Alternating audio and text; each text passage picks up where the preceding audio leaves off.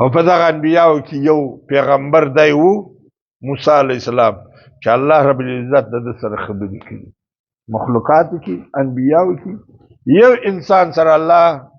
خبرې کړي دي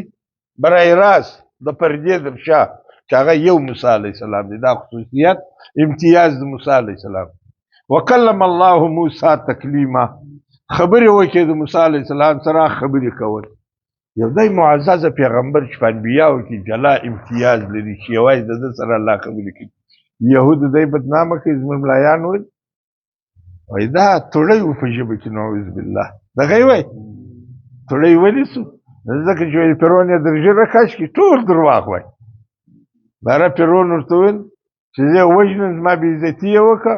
فرعون ښځې ورته وویل چې دا ماشوم دی په دې نه پوهېږي ورته څنګه نه پوهېږي نو یوه خوا ته ګلان وکړي خوراک شی شي ورته کښېښوي بله خوا ته اور ورته کښېښوي ده دا اور راکش کړي په خولې ته وایي دا تړی کېدل په انسان کې عیب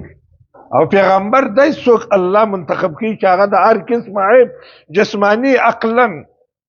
روحاني خلاص هیڅ قسم عیب نه